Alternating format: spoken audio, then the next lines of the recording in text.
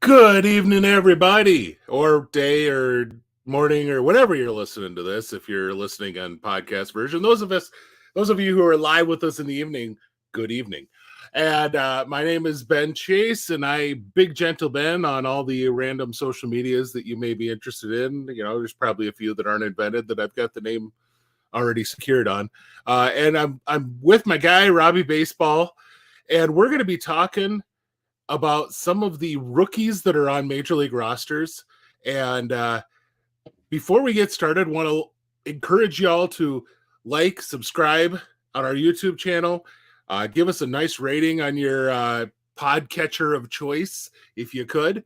But we're going to go through, and Robbie, there's a pretty darn good list here of guys who ended up making a major league roster to open the year. Yeah, did you say pod catcher just so you could start talking catchers? Because if it's going to be that kind of night, I'm out, man. Yeah. Like, I got to crack one right now. I'm going to crack one of my Hams beer. Ooh, there we this go. was 50 American cents. That's all that beer cost. Well, I don't know if you might have overpaid, but we'll leave it at that. So from the land of sky blue waters. Where's in America sky blue waters? Hams Brewing, Milwaukee, Wisconsin. Well, there you go. I've seen some less than sky blue waters there, but we'll just leave that one alone. So we have a number of guys here on our list of that you put together that made it to the major league club to start the year, and that's a big deal.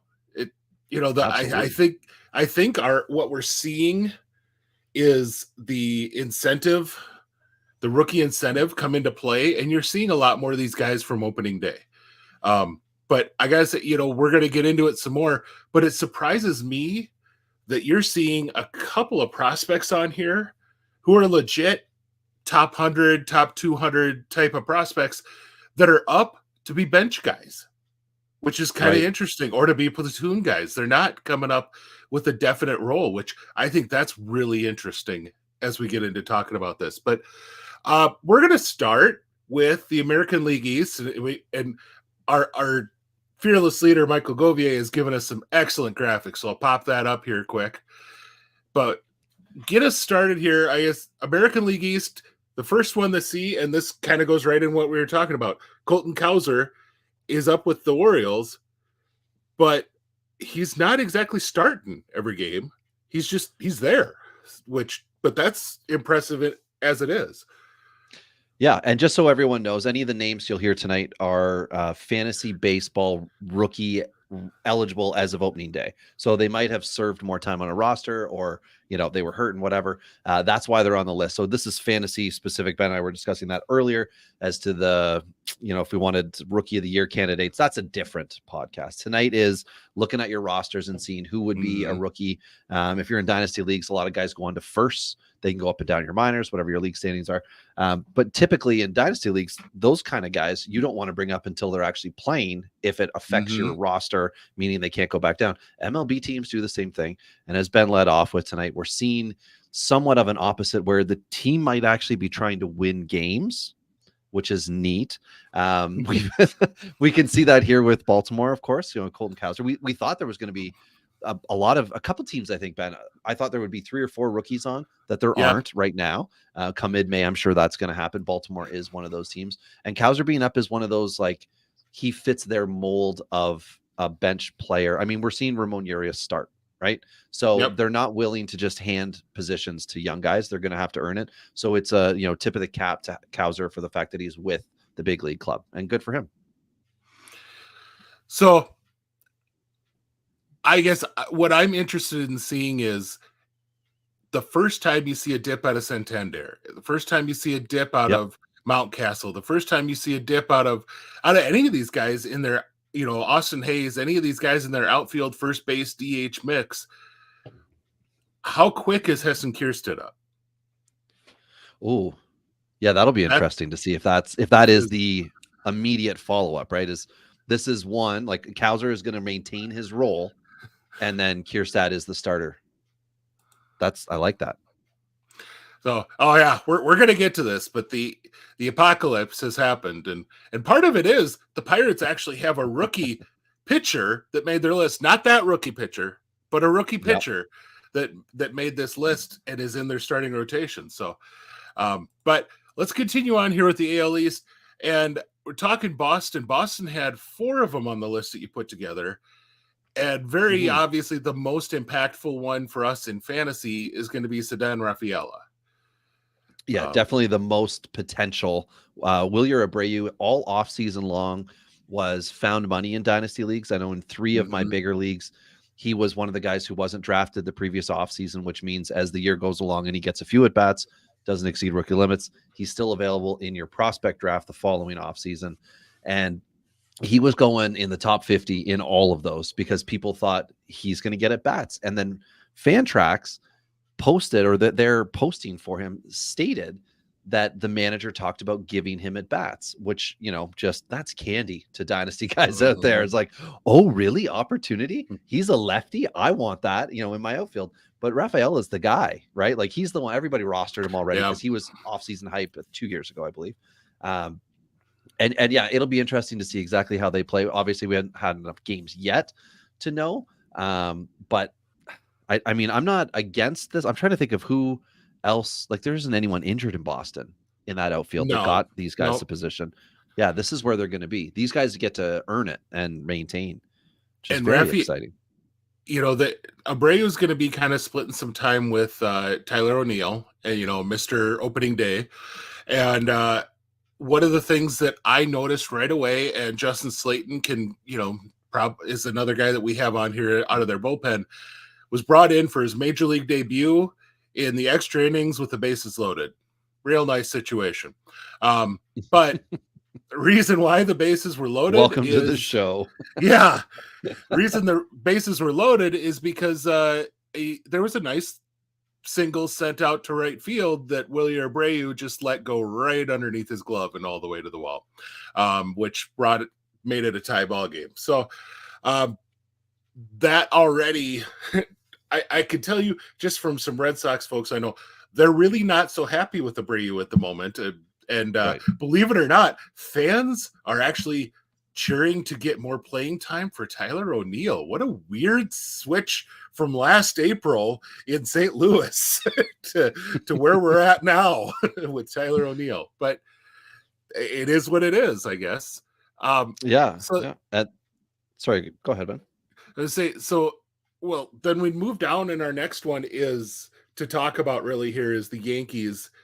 And again, you have a top 100 prospect or a guy who's on a lot of top 100 lists in Austin Wells, who isn't starting. He's up to really be the backup guy. And I think as the year goes on, he's going to get more plate time. I don't know that he'll necessarily get more catching time, but they're going to find a way to get his bat in the lineup a little more. But the one that really, I got to say, as a guy who I wrote about him when he was a Twins prospect before he got traded, Luis Gil is one of my guys. I think I wrote about him 5 years ago and how electric his stuff was. And this guy has a chance to be one of those that's a 4 or 5 starter whose stuff every now and then just dominates like a 2. And lo and behold, he's got the 5 spot now with the Yankees. So yeah, I mean, injury did it last year. It was it Yonny Brito who was the guy who came up, and he was the like, who the hell's this rookie? So the Yankees are finding one a year now. And to your point on Wells, I absolutely believe it. It's a slow burn for Wells, which is going to be crushing for dynasty GMs out there because they want starting again. They want the rookies starting, and this is an excellent opportunity if he starts slow. If he doesn't get great matchups, because I mean, if he's the lefty, he's going to be going against the righties. And in the AL East, there's a lot of really good righties. Not that there aren't also good lefties, but this might not mean he's starting the year hot, which means come May, he's not playing a lot. If they don't option him, like you're suggesting, that he stays up, he could be easy to be had by low in Austin Wells. So we might be talking about him in 6 weeks as a guy who is about ready to turn it around. And it's, of course, going to warm up. But Hill is a guy who was like fastball heavy. Everybody really liked him. And then, of course, Tommy John. And in one of my leagues, I remember trading him away pre-injury. I think it was maybe when he was shut down and nothing was Okay. official on it. And someone was like, hey, man, we don't know what's going to happen, but like I got whatever the next hot target guy is. And I thought, sure, let's do it. Let's make this multiplayer deal. And 2 years have passed, and now he's finally really getting a shot here. So I'm excited for him. Jahmai Jones is the other guy with the Yankees who's up. He's played a little bit already, but he's another bench guy. To your point about you don't have to bring him up to start. I remember thinking, and I wrote down in here, Clayton Beeter should be on that roster. He's not. He was optioned on the 30th, and then on the 31st from the White Sox, Jake Cousins appeared, and I believe he's the guy that's now up with them. And then Nick Avila. Yeah, and Nick Avila is also now up. But again, we've started beyond the opening day guys here. But Wells will be the most interesting position player, not in the AL East, but just like amongst like a couple of these teams. And then for me, Hill might be one of the most interesting pitcher in the AL East, because it's not ever. There's a lot of RPs, you know. Yeah. Yep. And one of the things that I noticed just watching and looking around at various different games in the minor league opening day, one of the guys that we were supposed to have that was supposed to be battling heel for that last spot in the rotation, Will Warren, looked really not so good in his debut this year. Struggle locating, and once he struggled to locate, everything was a meatball pitch down the middle in order to try and get a strike. And that's not a very safe way to live. And it was Toronto's AAA club that kind of put a licking on him. And I don't know that he got out of the first inning in that particular game, but it was a rough showing for Will Warren. So right now, Luis Gil might have a little bit of leash to play with for the time being. So our next team in the AL East, the Tampa Bay Rays, and this is actually two guys that I think are coming up without a starting role, which is for one of them that's really surprising that they would bring him up, and that's Curtis Mead, who's, I mean, I remember seeing his name up into the top 20 coming into last year, and he dropped down some from that, but I mean, this is a guy who has been regarded extremely high, and now here he comes up as essentially he's going to come up as a utility guy, it looks like. Or I guess the way that the Tampa utility guy. Yeah. Which means he's getting 2 starts a week, because that's just the way they like to work it, is everyone gets in the lineup at least a couple times a week. So yeah, and again, like frustrating beyond belief for the dynasty guys out there, and I feel for you. The other one's Austin Shenton, 26-year-old lefty. He's in the same position. Move these guys around, but it's a wait and see game for Tampa Bay players, which is you wait and see if they can excel and if somebody else can, suck and or get hurt to earn that playing time. But like Yandy Diaz off to a great start. Rosarena looks like he's ready for 85 home runs right now. It's looking good early on in Tampa Bay, despite getting pumped on Saturday by the Jays. I think they took 2 of 3. I think that's right. I can't remember exactly. Yeah. Either way, I was most excited for the Tyler Alexander follow up. He post opener for his debut, and just simply because he was free money in a lot of dynasty leagues. Not a rookie, of course, but just seeing Shenton come in and get some at bats and stuff like that, which I guess, when we're ready, if we're ready, we've got a Toronto Blue Jay dinger alert here with their rookie, who I was super pissed at how they handled things with Davis Schneider this offseason. Yep. I was very optimistic. And as I had said before, it's the reason why I would not identify myself as a Toronto Blue Jay fan, simply because the management makes it impossible to enjoy them. And Davis Schneider was completely surrounded with veterans who don't have a ceiling any higher than his own, but they all got paid multiple millions of dollars to take at bats away from him and allegedly make the team better. We don't know that, because they also have Orvelis Martinez, who didn't get a sniff. And as soon as we headed into spring training, I knew that was going to happen. I was fearful of Schneider possibly getting sent down, but figured he was enough of a glue bench guy that he would stick around. And I mean, he got in one game, hit a dinger. I mean, did very well. But the next series up, I think he might only get in one game too, right? The next 4-game series, we might only see him once, might see 5 at bats, maybe something like that from him. And that's very unfortunate. And the interesting thing there being, you've seen some success, I guess you could call it success, from Kevin Biggio to start the year. And so therefore he's going to keep, I think we were actually podcasting, and it might even been the opening day eve podcast. But anyway, we were on a podcast when I saw come across my feed that they had released Eduardo Escobar, and I kind of went, well, finally, there's at least one guy out of the way for Schneider. But they seem to take a chance on every sort of guy like that this year to just try to not get him playing time. But the guy that they have, the other guy you have on here for Toronto, now here's one of our guys. Technically, if you're looking for a Rookie of the Year vote, Bowden Francis is not going to get one. He's exceeded that, but he's pitched all of what? Well, he's made, I think, 0 major league starts. Am I wrong? No, 0 major league starts. 21 games Ben, last. He started tonight and he's given up a hit. Yes. Okay. Okay. Coming into this year, smart Alec. No, yes, you're right. Yeah. No MLB starts, but so far it hasn't looked great. He's only ever given up a hit.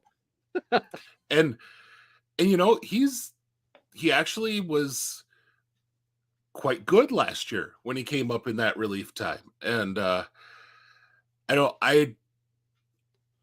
got the impression that he was going to be a really good swing man, but injuries kind of forced the hand. Yeah. I mean, and I think injuries forced the hand for the Blue Jays that they needed to put him into the rotation. I don't know that this is a guy that you want to rush out to get, but I don't know that he's necessarily going to be, he's not going to have a ton of blow up starts. I just don't think he's going to have a ton of elite starts either. This is going to be he's 100% filler. He's fantasy filler. If you've got innings limits and something bad happens, certainly do not aggressively pursue Francis, even if he has 4 good starts out the gate. Like, Manoah's the guy. They want Manoah to take the spot this year. They want him back. They want him pitching. They want him to be MLB average pitcher or better. I don't think he had a start over the weekend. I think he's ramping himself back up. So Manoah, and definitely they are gonna max out the amount of time they can have Manoah on the IL, and then they may very well just option him after that to make sure he's like fully ready to go to throw 100 pitches every start, to be that bulldog guy that they want. But he is the guy who should be the SP5 worst case scenario for the Jays. It's not Francis. Francis can do what he's got to do and move back into the bullpen where they may have originally thought he was going to go, or they could put him back to AAA if he's doing well enough that they want to make sure. And I mean, in 4 starts, Steven Matz in previous years with the Jays has been 4-0 and looked lights out, and then didn't have a win for his next umpteen games.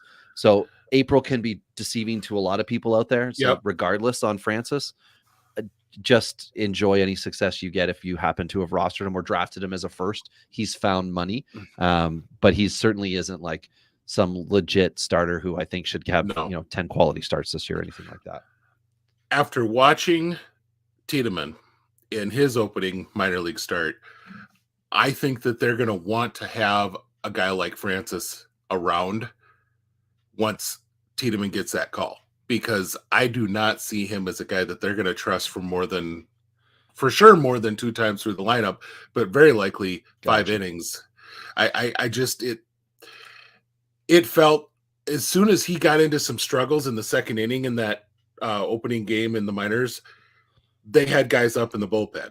Like, he was definitely on a pitch count, but then he turned a switch and was quite efficient from that point on, but he was missing spots. It was really ugly for quite a while, but it was like he saw the bullpen gate, or somebody start warming up in the bullpen and went, nope, this is my ball game for at least a little while here, guys.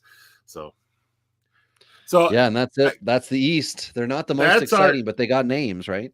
There's names. Yeah. Hey, but that's really, gosh, we couldn't get this 2-3 years ago. Major league clubs, Right. just they weren't bringing up these rookies. They were trying to play games with their service time. And now we're going to move on to the AL Central here. I'll pop up the video here real quick and you can look at it. There's a significantly larger list for this one.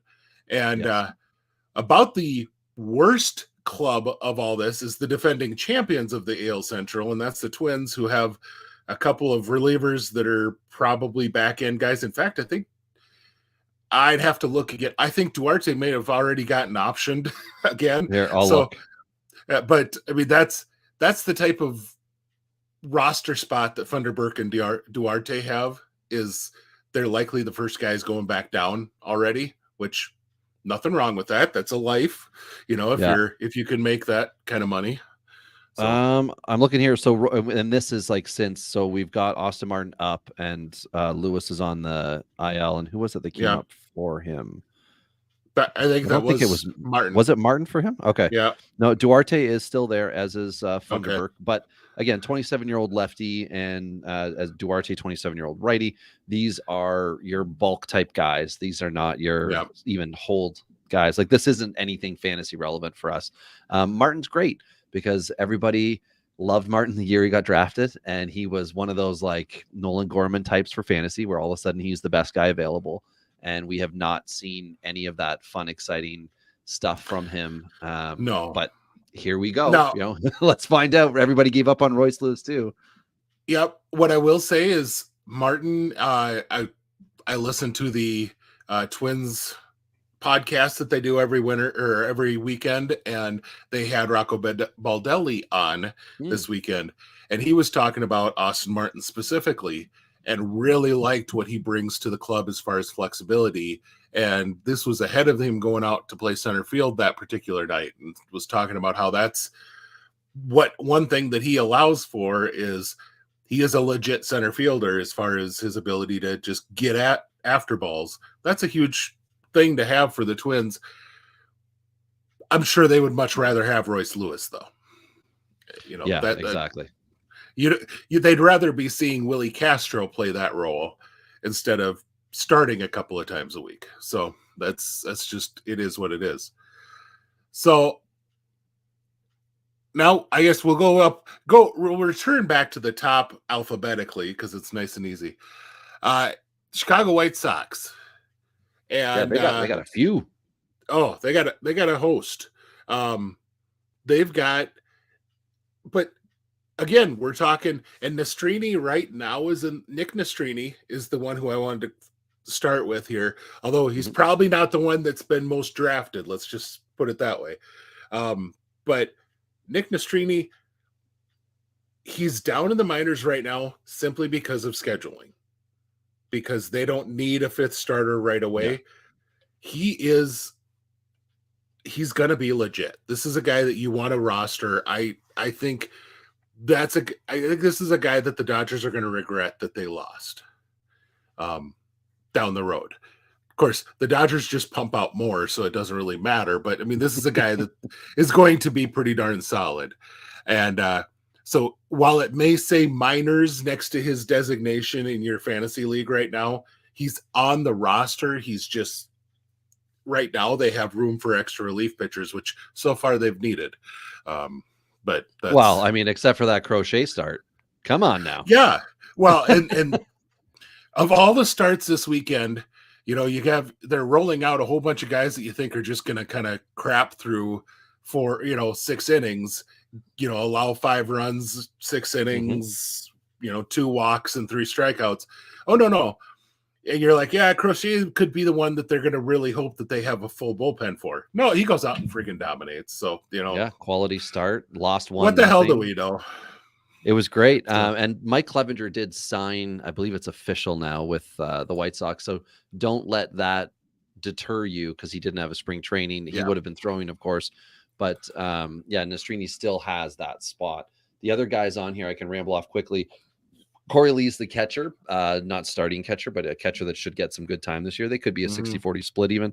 Dominic Fletcher, right field, utility type lefty. Then they've got Braden Shoemake, 26-year-old infielder. Jordan Leisure, the 25-year-old righty. that I think a lot of folks probably drafted thinking it's a future closer. But yes, they thought this was the big arm guy. And then Rule 5 pick Shane Drohan is on the 60-day IL. So he's technically with the big league club for the sake of he's not in the minors. But this was somebody else that in all the dynasty leagues, whenever you see the Rule 5 draft, you just make a list. And when it gets to a certain point where you're like, I don't see the talent here anymore, I can just maybe get one of these guys, dart throw, very much like the major league teams do. A guy with talent who maybe they can make stick. So they've got a lot of names, which is great to see. But it also lets you know kind of what the expectation is of the MLB team when they've got 5 guys they're planning to give time to. Mind you, 2 are bullpen guys, regardless. Like it should be, and I guess this doesn't count the injury today to oh my goodness, Eloy, right? Was it Eloy that got hurt? That was after I watched about 7 innings of that game. So that had to have been after I stopped watching, or else I just missed it. But I'm not saying it didn't happen. Well, because they were playing the Twins, right? No, the Braves. No, they were. Well, what? They played the Tigers over the weekend, but Tigers over the weekend. Sorry, they started a series with the Braves today. Yeah. So okay. So Eloy, maybe I'm incorrect on that one, but I thought I saw that he had went off day to day. Yeah. Aren't we all?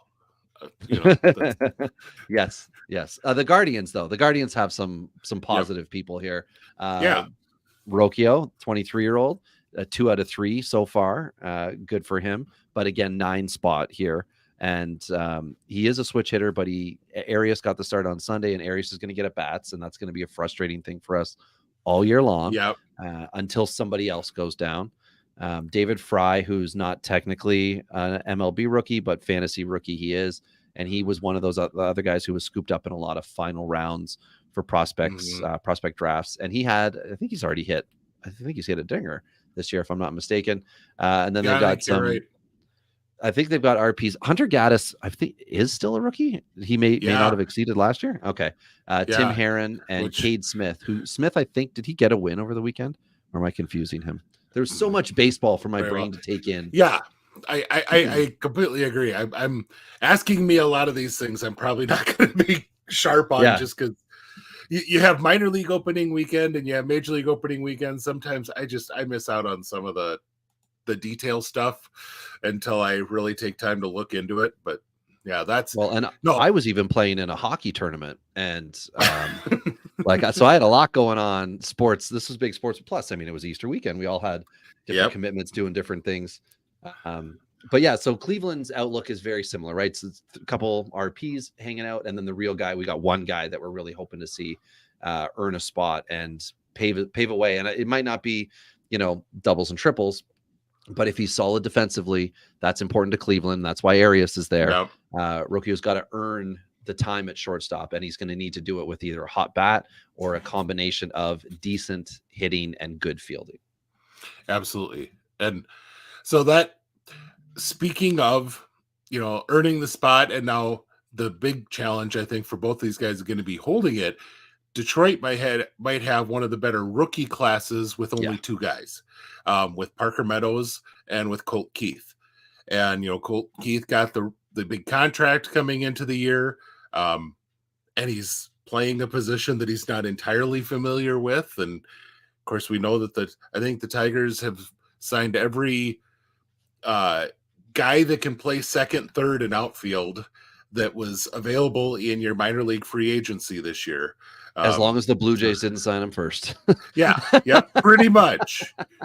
I think there was probably a nastygram sent over when Eduardo Escobar was invited to Toronto camp. Like, hey! That was our guy. And then they're like, fine, call Kenson Hira back. So Keith so far has looked solid in the field. Not great, not bad. He looks like he's going to pass as a second baseman. And the bat, watching Crochet, anyone against Crochet looked terrible. That was a ridiculous game. But the rest of the weekend, he really did a nice job. I thought just deciphering pitches. And he didn't really sting all of them the way you might hope and things like that. But I really thought he did a nice job at the plate. Just adjust. You're dealing with major league pitching Granted, it's the White Sox. How major league is that pitching? But that's a whole nother discussion. And he did a nice job, I thought, really working the zone, laying off of pitches that he knew he couldn't do damage with, things like that. That's a very solid start for a guy who honestly doesn't even have a full AAA season underneath his belt. So it's impressive to see that already.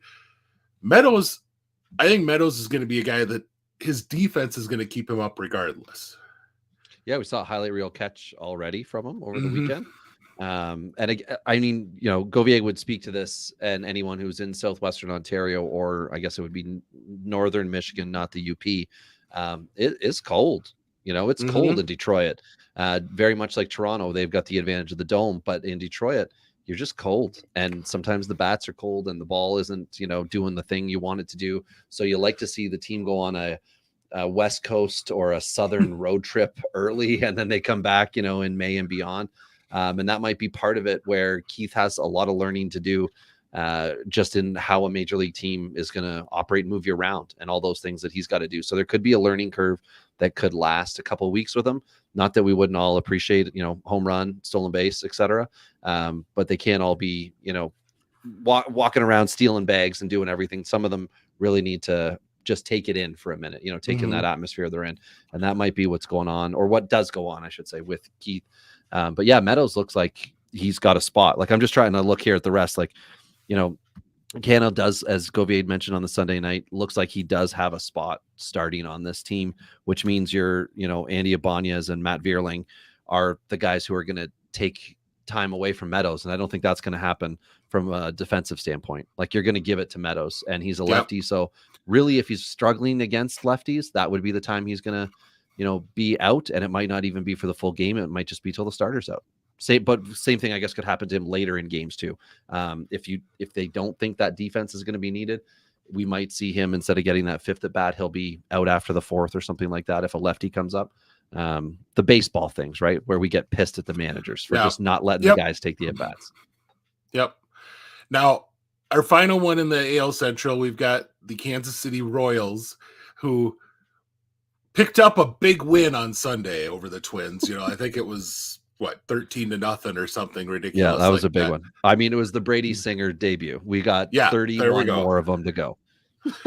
and it was also the game that made any Bailey Ober owner really cry. I love that. That was I love that, because he was such a fantasy darling, and the fact that Singer, the forgotten child, did it. And fortunately for me, I have Singer in an important league to me, and I really needed him to not suck, just like Garrett Whitlock. Which, when I'm really banking on those two guys, it tells you a lot about my rotation in that league. But again, when they come up big, you can celebrate those moments like a Crochet, opening day, right? Like you can enjoy that. And Kansas City's been getting hyped up. MacArthur obviously didn't do a great job with his work this weekend. I think Sauer got an inning, if I'm not mistaken. He's one of the other guys. He was a Rule 5 pick. He wasn't until Sunday. Like once the game was way out of hand, it's like, you know what? We have this guy. We got to get some innings this year. Let's throw him in there right now. And why not? Right? Why not? And then the final guy on their team is Nick Lofton, who I'm just making sure I've got him. Yeah. So he is spelled in 25-year-old righty. Again, like you said, he's coming off the bench. And the one thing that I kind of concerned with him is when he's going to come off the bench, because they do have speedster Darian Blanco, who when they need a stolen base, it'll be him. But it could be, player A gets on base, they ask Blanco to run the bases, and then they put Lofton in after. That could be the scenario. So there could be time for Lofton. I just don't know how much, and that's okay. Got a couple, or got 4 at bats over the weekend in 2 games.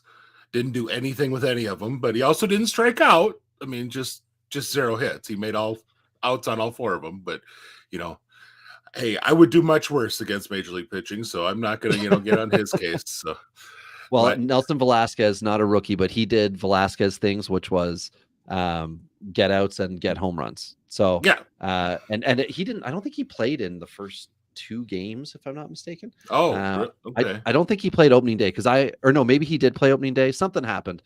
I'm going to quickly look here, because in my home league, he was my guy I was quite interested in. Just 2 games. He did not play opening day. My outfield in that league is another rookie, Jung Ho Lee, Juan Soto, and this Acuna guy. And on the Okay. Friday, I was not aware that the Braves game had started, and I had made my lineup for the rest of the weekend.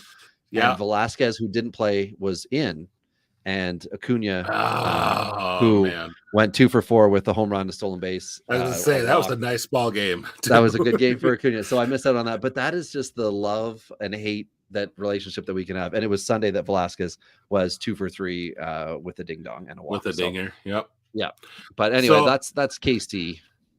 And that's our AL Central. Once again, we're not hitting. Listen, other than Detroit, you really don't have anyone that's got a, oh my gosh, rookie. And they kind of have two, but either way, I mean, those are guys you definitely want to see owned in your league. And if they aren't, get after them.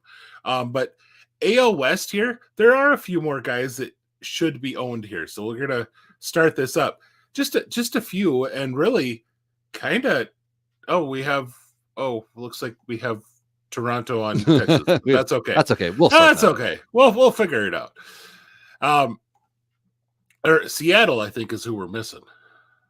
But is Seattle not there at all? That's all right. Yeah, he had Texas and Seattle, and then Toronto. So it's no big deal. We can cover that. The first one, I mean, Houston.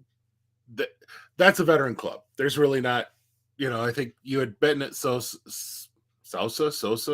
Yeah, however we choose to pronounce it.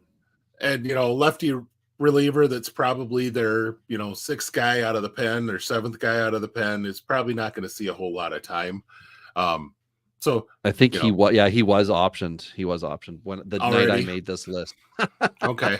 That's why they were at 0. Yep. So then the next one is actually a guy who's going to start, and that's Nolan Schanuel with the Angels. And if you're in an OBP league, he's already shown himself to be worth rostering. Mm-hmm. The issue is going to be, if you're in a straight 5x5, I don't know that he's going to get you a whole lot of other stuff. Yeah, batting second right now, and he's supposed to be the high average contact bat. This might take a long time for us to really enjoy him as a first baseman, but if he can be decent this year, again, 22-year-old at the MLB level who was drafted last June.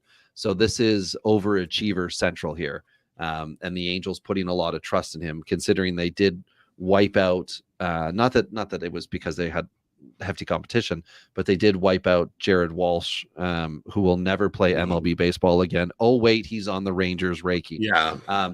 But they did let him go from the organization after Nolan showed up. So we'll see how the rest of it goes, of course. But there are only 2 lefties in the starting lineup, 3 potentially if Matty Theus ever gets at bats. But Miguel Sano made this team. So clearly this is Schanuel's job. It's just a matter of don't lose it. And we're going to have to hope and anticipate ups and downs, I think, within the season for him. And I guess the question you're running into is, or that you were going to run into is this another Evan White situation? Oh, where a guy who's now with the Angels? Yeah, there you go. As you say that. who is supposed to be a high average, but probably middling power sort of first baseman with a good glove? Or is this going to end up being a Mark Grace, John Olerud type who can eventually give us, really good average and on base, but maybe not as much power as we're used to from the position, right? Which makes him a perfect baseball player. Yeah. And right now, first weekend he's hitting 200 with a 273 on base, but once again, 3 games. The good news for him is he gets to hit in front of that Trout guy who I hear is kind of good. So. Who it looks like Rendon's in front of him tonight, but I don't think that's the norm here. I was just trying to check lineups and stuff. No, Rendon has been leading off for him so far, which there's a lot of fun irony in that whole business that his manager is forcing him to lead off, but so our largest list in the AL West is definitely Oakland, which makes sense. Oakland's not a team that's exactly going for it. But this is the way to do it, though, right? This is the way to do it. You want the team that's going to suck to have a lot of potential fantasy assets. And already we got a chance to see Mason Miller come out and show that, holy crap, he's got a fastball. The other end of things is we kind of need him to show a little more than just the fastball too, which it is what it is. There's a reason why he got hit kind of hard. So speaking of getting hit hard, I've got a Bowden Francis update, 4-0 through 2 against Houston tonight. Yeah. So, I'm not. There's no victory lap in this for me. I'm just making a statement, or I'm stating a fact here that's where we're sitting. But with these Oakland Athletics, who are going to have plenty of butt whippings this year, hopefully not tonight, because Joe Boyle is not debuting. He's having his first start tonight of the year. I'll spit the words out eventually. And I was mistaken when I said earlier about the top pick in the Rule 5 draft. It's actually future ace Mitch Spence, who I believe also has one inning this weekend. He's out of the pen this year. They're gonna try to really protect him and get him pitching. And so he's a former Yankee. We did mention Mason Miller. Then Lawrence Butler, who's the guy who I'm giving the comparable of Will Benson to Lawrence Butler from a prospect standpoint, as well as potential. I can see that. Yeah, you can steal bases. He can hit for power. But he can certainly strike out a whole bunch, and he can really hurt you if you're not careful and depending on your format. So points league, he might be a little more safe.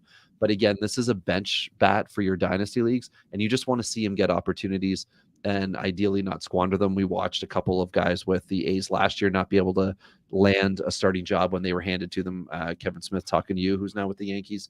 And then Darrell Hernandez, is that the right way to say it? I know I did it wrong. I think so. Yeah, but I think so. And I gotta say, there's one that is up without a starting job that really kind of bugs me that he is. I would much prefer to see him, quite frankly, I would much prefer to see him getting a Tampa Bay sort of run.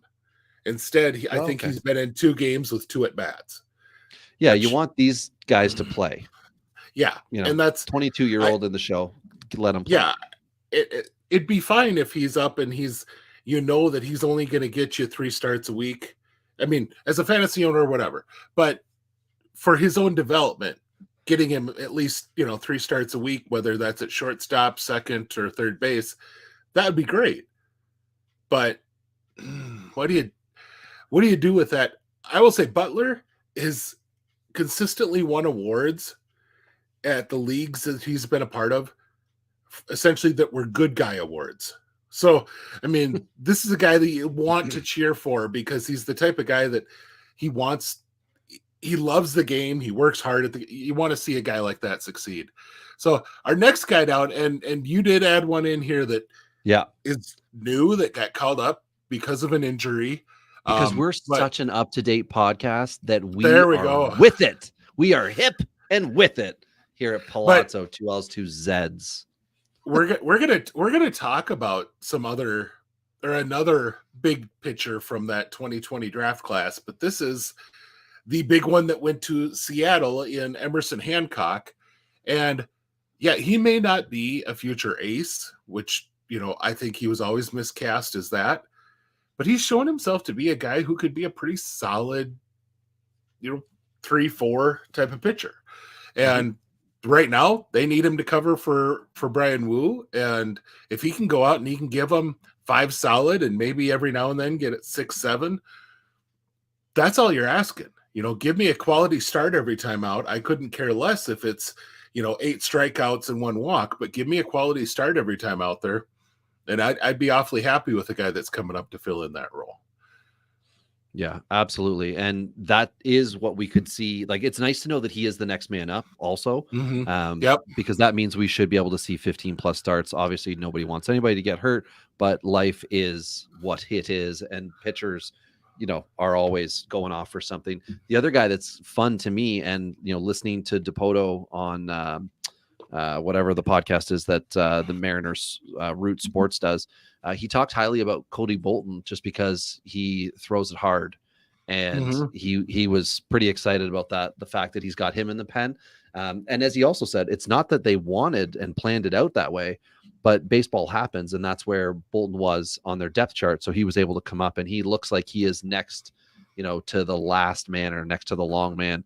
But that's only to start, right? Like, you can earn it as you go in the bullpen, no matter where you are. If you just get outs and don't allow hard contact, they're looking at the advanced stats, and you gotta do the dance if you're not highly sought after by other teams, but you are valued within your own team. The Mariners are good at doing that. And Dipoto has been able to find, Tyler Saucedo's another, Sauce, as he calls him. It's another guy who he really likes. He likes what he brings. So I'm sure he likes what Bolton brings. And if he doesn't have a Michael Bolton song when he walks out, he's already doing something wrong. But, Bolton, I think, was like a Driveline or a place like that, if not Driveline. Oh, okay. Guy, so an off-season improvement guy. He really ticked up. And I think what's interesting is you've seen guys like Sewald, you've seen guys, like Justin Topa, if you come to Seattle, you perform, you earn your spot, and you keep performing, you're going to get put into more and more important roles within that bullpen. You're eventually going to be an 8th inning guy, and then eventually a closer. They don't care what your prospect status was. They don't care frankly, they don't honestly care if you have the 99-mile-an-hour fastball and the ridiculous, slider, whatever, to go along with it.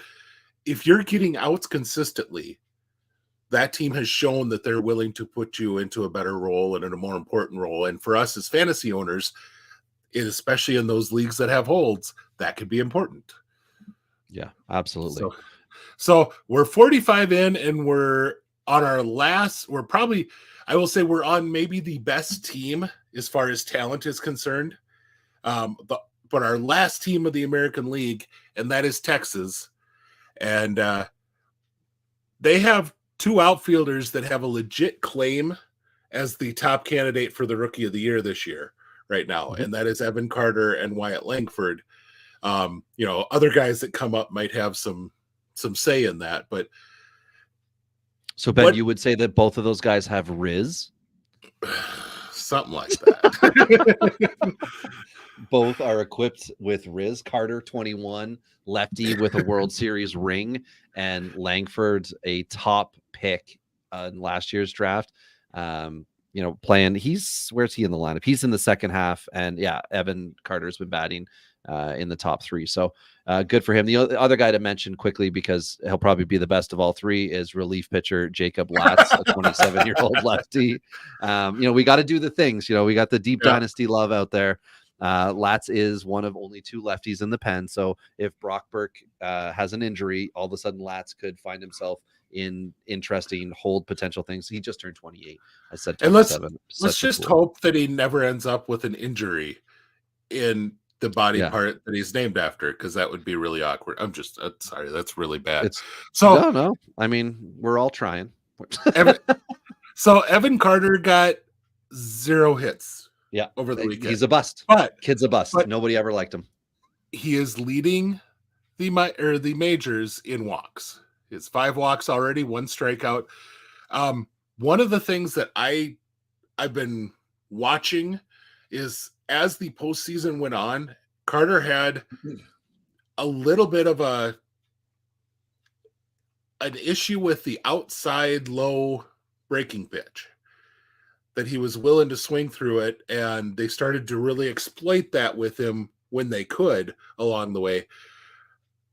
But in the one game that I've seen this so far this year, he laid off that every single time. And that's, for him, that's going to be good.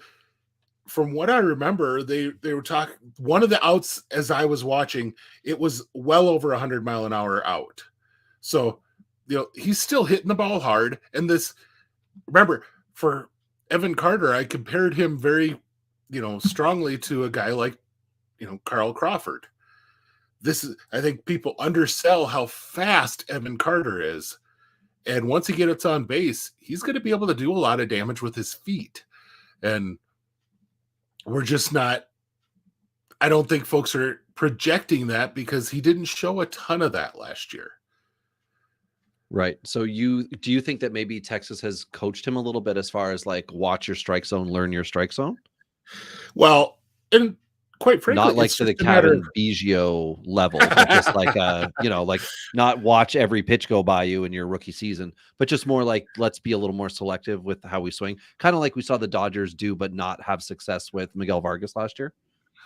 and it someone who has had success and done that is I don't know if you remember when he first came up, Austin Riley just beat every ball out of a stadium for about 2 months, and then went through about 2 months where he struck out about 45% of the time, and then Yeah. made that adjustment again. And it is what a young player does. We all had these high expectations of Carter because we saw him for a month. And Right. that month saw him included, we saw him in the postseason. And so therefore we think, oh, well, if he's so good that he can be on their postseason roster, well, he must be he's going to just come out and not have any issues in the major league season. Not quite. You're going to have, as a young player, you're going to have that back and forth. And frankly, a veteran player still has that back and forth that, you go out, you find out that, hey, friggin' Zach Wheeler is now throwing a split finger fastball. Like, what? That's not fair. Spencer Strider is now throwing a curveball. Like, what? No, like I can't hit his other breaking pitch. These are the type of things that as a hitter, you're just like, watching it as a fan, I always wonder how it is that anyone ever hits a stinking baseball. But that's, it is so difficult as it is. And then these guys come out with new pitches and they have so much scouting data on you and that might be why they're starting the year adding a few pitches that they might drop within their next 4 or 5 starts or something like that. So we'll have to see how it plays out. But regardless, it's exciting. Obviously, Texas has the most intriguing rookie duo. Yeah, Emerson Hancock is probably the one interesting prospect wild card in all this, where people drafted him high. Now the expectation is down. What exactly is he going to do? And when Wu comes back, does that mean he's off, or will something happen in the meantime that, because I know sometimes what they have to do is they have to line up a starting pitcher in the minors with the guy in the majors. If something is, afoot, if they don't think something's right, they might, he might go 6 days or go 4 days to line himself up. So we'll have to see how Seattle plays that one. And that will be interesting to see. So that's the AL. Fun and exciting 52 minutes, 37 seconds. Yeah. Switching now to the NL. And we're going to start with the East. Okie dokes. And there ain't much. This is where we'll get that time back. we're gonna make up time right here, by gosh. But in all seriousness, the Braves, Forrest Wall is going to be a pinch runner, and very likely there's going to be someone in the minor leagues that takes that spot from him at some point. They have a very veteran-laden AAA roster, and right now their extra bench guy is an outfielder. Their Forrest Wall is playing only outfield. Those of us who remember his early years with the Rockies when he was a second baseman, he is only an outfielder at this point. A pretty good defensive one, but his main role is as a pinch runner. Once upon a time, Blue Jay prospect also. Forrest Wall. That's right. Yep. Yeah. So long legs on this prospect profile here. Still rookie eligible, doesn't help though. The guy the team that has the big list as far as names is the Miami Marlins, and we got another 2020 draft pick, and one of my personal favorite guys. I think I may own the largest Max Meyer baseball card collection that exists. But I guess I'm glad to see him up. It would not surprise me if he's up for a little while, just because he's the type of guy that I think he's starting. Oh, he did pitch tonight. 5 innings tonight, 2 earned runs, 2 walks, 4 Ks. Yeah, I was just going to say he's 5 innings though. Good. He's a stable guy, and I don't know that they're going to give him 7, but most nights, just because he's still coming back from Tommy John and missed all of last year for Tommy John. But gosh, when that slider is on and he could, he runs it into the upper 90s, that is such a wicked 2-pitch combo that as a 4 guy, he's going to give you 5 innings. The line you just read, Robbie, is what you can kind of figure on with Max Meyer a lot of nights. He's going to give up a run or two because he doesn't have a dominant third pitch. He's got usable one, but just not a really good third pitch. And so he's going to get hit every so often and give up a few runs, but he tends not to walk a lot, which, 2 walks in 5 innings isn't great, isn't terrible, and got you 4 strikeouts. So just short of a strikeout an inning. That's a, like I said, a pretty solid number 4 type of starter for the Marlins. Yeah. And I mean, this is a team that devastated with injuries and also, prospect laden at the same time, right? Like Sixto Sanchez is one of the other guys who I don't think he actually did make the roster. I'm just trying to quickly double check here. I put him on. Yep. He is up, right? Okay. Okay. Weekend, so it's been a long weekend. I think I had a headshot in my second game when I laid some guy out. But anyway, Mayer's up. Sanchez is going to be the wild card of the group of RPs here to go along with Declan Cronin, 26-year-old righty, and Anthony Maldonado, 26-year-old righty. Throwing it at the wall and seeing what sticks with the Marlins bullpen has been more common. They're not the team that goes out and signs Will Smith. They're the team that puts a guy on a minor league contract and calls a couple guys up and sees what they can do. So they are. I mean, Max Meyer to me is their interesting one here, and it's unfortunate that Sixto Sanchez's career has got to the point where we're just happy to see him up. I mean, we're in Brent Honeywell territory here, where we just would like to see a career come for Sixto Sanchez. But once upon a time, he was highly touted, and everybody got very excited. Same time around Anderson Espinoza, everybody was getting excited in that same vein. Right, injuries happened, but Sanchez didn't pitch for a long time, trying to get himself right. So hopefully we're back to seeing that. And he's pitched 3 innings and 2 appearances so far, given up 3 runs, 2 of them earned, and 1 home run, 0 walks, 0 strikeouts. I mean, it's a lot of hittable stuff, and he was around the zone in the one game of theirs that I happened to tune in for a little bit just because I heard he was on the mound. But it's significantly more hittable stuff. There's not a lot of that late tail movement that he used to have. He used to have, he throws in the upper 90s. He used to have 97, and then at the very end, it'd have a little skip, feel like it was rising through the zone on the 4-seam. He doesn't seem to have that anymore. And you could tell guys were able to square him up pretty well. So, unfortunately. So, then we got 2 teams that really don't have anyone for us to talk about, the Mets and the Phillies. The Phillies do have Luis F. Ortiz. I think former first-round pick. Yeah. 2014. But a decade ago. Yeah. still qualifies. He still qualifies under fantasy and only under fantasy. So, but that gets us through down to Washington, and Washington has one of my favorite guys that came through the Rule 5 this year, and that's Nasim Nunez. And I guess I didn't look to see if Nasim even played this weekend. But it shows that he did on Baseball Reference and got 0 plate appearances. So he came into the game, he must have pinch run because he got a stolen base and scored a run, but played 2 games and had 0 plate appearances. So that's not going to be an unsurprising line for Nasim Nunez over a weekend this year. Yeah, and if that's the role to get him in the door, then okay, that's cool. The other surprise one is Trey Lipscomb. That's right. Third base. Who I didn't even pencil in when I did this because at the time, Senzel was not out yet. And he's in. And I talked before when we covered the Nationals how frustrating their offseason was for me because they've got a lot of guys who I would like to see getting at bats and getting opportunity. Jake Alou's another one. Alex Call, who did not do well in their debuts, but had a track record at AAA that a team like this I thought would be willing to go another year with, but instead they went and signed, Winker. They've been giving at bats to Joey Meneses, which is fine to do that. Eddie Rosario's in town now. And Nick Senzel was one of the other ones.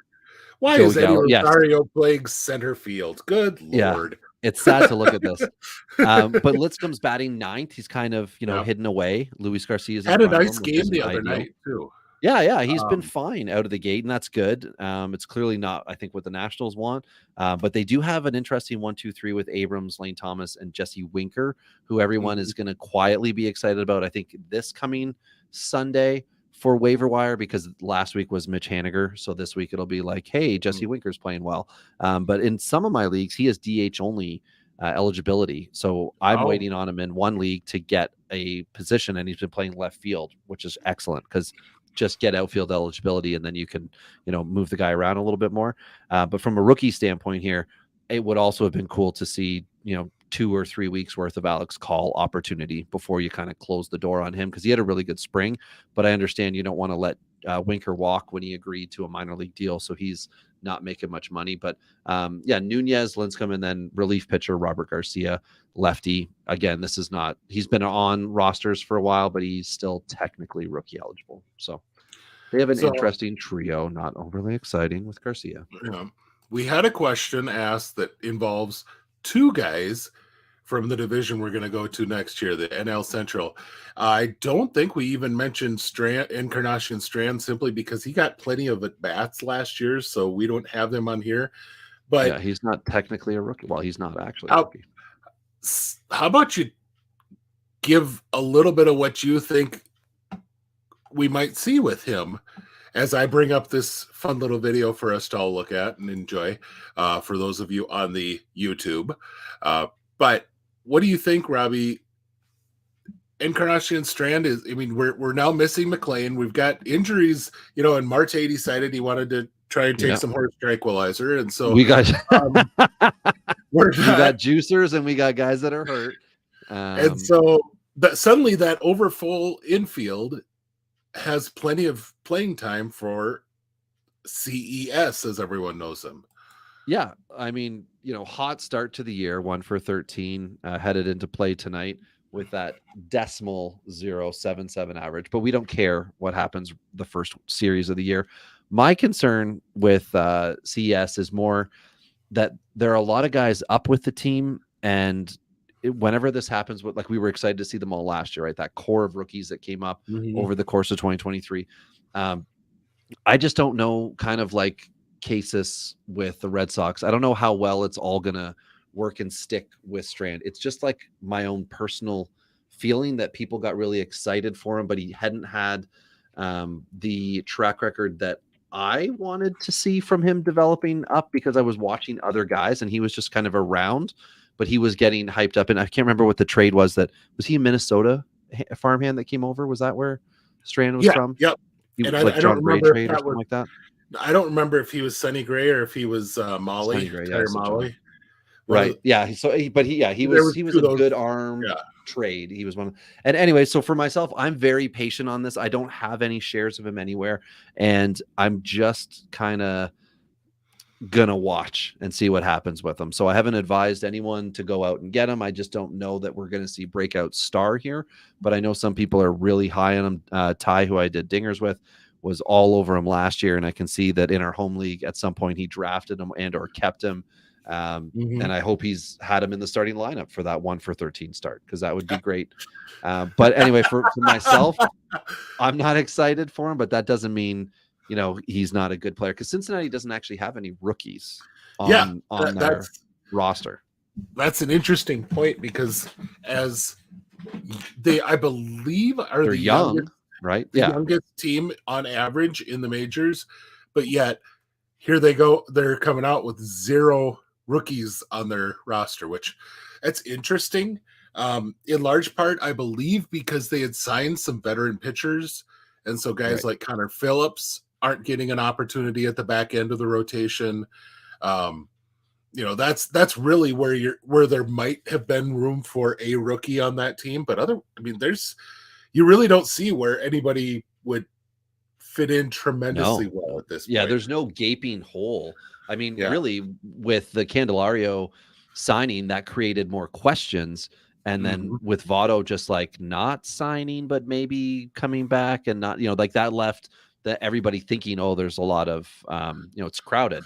But yeah, as you mentioned, the injury and the suspension cleared it up, and now they're just all going to play. That infield, that outfield is somewhat set. They're just going to play. And the rotation, they picked up Frankie Montas, opening day starter, quality start for Frankie. Good for him. Yep. And I Nick don't know. Martinez had a nice start today. Oh, that's right. He is the hot rookie, I think, maybe with the team. Is he a rookie? No. Nick Martinez says like 3 years because he came back over from like Korea. That's where. Okay, thank you. And then he was with the Padres for a couple of years as a swingman. Martini. Sorry, Martini. Nick Martini is the guy. Yeah. Yep. That's the one. Sorry, that's the one that I forgot. He is the number 3 ranked player headed into play tonight in my home league on Yahoo in 8x8. And shockingly, no one in the league has yet picked him up. But yeah, whatever. Like Martini, sure. Are we going to see 3 great weeks out of him? I don't know. Like that's the one guy though. So I do apologize for not having him on. Yeah. No, that's a guy that I don't think that we knew he had made the team until basically he hit his first home run. He was last minute. So, and which is funny, like I said, I brought up Tuffy Rhodes. That's really not terrible comp because Tuffy Rhodes had one really good opening day for the Chicago Cubs, and that was pretty much his entire career. So, unfortunately, but speaking of the Cubs, yeah, that might be a team that relies on its rookies the most. 4 very solid guys that should have a pretty important role. We're going to go to I'm going to start with the least, quote unquote, least large role of all these guys in Luke Little, because he's by far the biggest man of all of them. He's 6'8" and like 260 or something. But they have Drew Smiley, who's now having to move into the rotation. Has that been made official? Because I know it was debated whether it was him or Wesneski, and Wesneski had a terrible spring. Brown got brought up. They did bring up Ben Brown, and so there's thoughts that he's going to likely factor into that. But right now, I would bet that they kind of hold Smiley in order to be available to piggyback with Brown to some degree. Just to get to be that longer guy. But Luke Little would then be the only lefty in their pen, which would make him pretty darn valuable. Even if Smiley is back in the pen, he's the second lefty alongside veteran Smiley.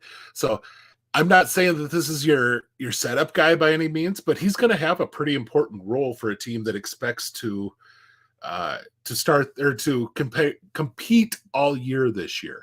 Mm-hmm. Hey, Uncle Ted. Other guys we got up. Jordan Wicks, interesting lefty starter. Yep. Shota Imanaga, nailed it. Who, as the season has gotten closer and closer, the whole hype on Yamamoto dialing back, and now everyone's like, "Oh, Shota is going to do better this year." Shota's going to, and I only heard it in a place or two beforehand. But like when I looked at the line, I'm like, I'm not comparing the 2 guys directly in this scenario. I feel like he's going to just be a good pitcher. Like he's not necessarily going to blow anyone away. He's not going to be the all-star, winning 19 games unless obviously things go right in order for pitchers to win games. He's not going to have 22 quality starts, but he should be a good pitcher, which is important. And then the potential frustration that the Dodgers felt could continue with Michael Busch as a Cubby now. So we're going to have to see how they handle this situation with Busch. I know he had some at-bats and he didn't, come hot out the gate. But again, we're under 4% through the season, everybody. But yeah, Busch is the one who I'm really interested in from a development standpoint. And then results for me, it's Shota. I want to see what he's got. So Shota got his first start today against the Rockies, which, Rockies. But went 6 innings, 2 hits, did not give up a run. Was he in Colorado? Rock a batter. No, this was in Chicago, but still. I was going to say that'd be amazing. He was blessed with the wind blowing in, but still 9 strikeouts in those 6 innings. Like I said, with no walks and 2 hits. The beautiful way to open the season. And I have him a lot of places. I was really, really pleased. And for reference, because we're talking about this, Smiley pitched the last 2 innings of Yeah, that game. I just saw that right now. I was like, hey, Yep. I should look at the rest of the baseball scores from today since we're currently podcasting. And Bush, 1 for 4 today for Bush. So yeah, I mean, great. That's a great start. Quality start. We'll take all that. Let's see how that, I mean, most importantly, obviously for everybody, let's see how that worked for my home league. Yeah, I'm dominating 13-2 right now on Monday night in the home league. But yeah, so anyway, so yeah, I like this little grouping for the Cubbies because it's like you said, it's important to them, right? These are all key players, even little, who could play a big role. Let's just keep doing opposites with names. All right. Yeah, like it could be good. And Wicks is somebody who I don't have a whole lot of experience with. I don't know if you have much with Jordan Wicks here. He's a guy I always thought was a little ahead of your prototypical college lefty, but in that mold, like a college lefty plus. So as in a guy who fit really well in the majors as a 4 from the left side or a 5. And so that's the role that they want him to be in. Now, what I thought was really interesting coming into this year, especially in Wrigley Field, until Steele went down, they had 3 lefties in their rotation, which is a real interesting setup. Like I said, especially especially when you call Wrigley Field your home and those left field bleachers are awfully close to reach.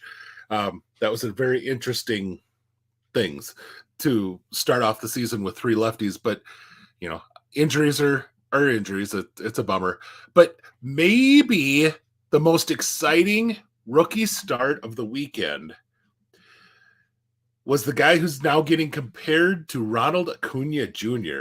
in Jackson Churio. I think I've read that article about 14 times now, that this is your next Acuna. But I just thought, okay, sure. But really very, very impressive showing statistically as well. But the little bit I got to watch of him this weekend, he didn't look overmatched at the plate. And that's huge. Now, granted, it was Mets pitching, so say what you will on that. But come out of the weekend with a 417, 462, 500 line and a stolen base. That's a pretty solid weekend. Yeah, and got himself a walk as well. So he is the guy to watch. He's the one that people don't think can necessarily do it for a season. So it'll be very exciting to see if Churio can just be a regular MLBer. I mean, I don't want him to come out and have a James Outman type April where everybody gets real excited, because that would be unfair for the rest of his season. But if he can just, this average is obviously far too high to maintain 400, but if he can just hit the ball in the right spots and drive in enough runs, he'll settle right in. So I know in my one league, I traded him in the offseason, whatever the haul was back at the moment, I don't recall, but I just remember thinking, I've got guys I'm good with in the outfield. I need, more pitching or whatever it was that I got back. This is just a smart baseball trade, but you never want to trade a superstar. And when I made that trade, I thought this was, I think, right before he signed that deal. But the rumblings were coming that it was going to happen. And I thought, this is okay. Not that he's going to bust, right? No MLB team is willing to spend that much money and not at least play him an excessive amount. But I just wasn't in a position to keep him around. And it's going to be interesting. So Chad is saying that he's going to be Brett Laurie. He's going to get hurt based on the way he plays. And what I will say, if you want to really go with the overall, get to the Acuna comp, we lost Acuna for the World Series year because of, an aggressive play on defense. Got his cleat caught as he was diving for a ball against the wall. That's, people said that about Bryce Harper for years, that he plays so hard he's going to hurt himself and he's never going to play. It was Harper, yeah. Drafted as a catcher. Yep. So well, you and your catcher love is well known. That's why I thought I would say it. It was So the other guy who got some playing time in the lineup this weekend for the Brewers, kind of did it around the field, which to me makes no sense, but that's I what know. the Brewers have You to just work want with him right at now. short, right? You just I want him at do. short. It's Yeah. it's defense porn. It really is. I mean, he's that type of defender at short, and he made a play at second where he ranged for a ball that I don't think probably 90% of second basemen don't even get a glove on the ball, and he made it look like a routine out. It was just crazy to watch. He's Joey Ortiz is who we're talking about here. Ortiz played, I believe he played second, third, and short this weekend in spurts. Maybe I'm wrong that he didn't even get shortstop, but for sure he played second and third both.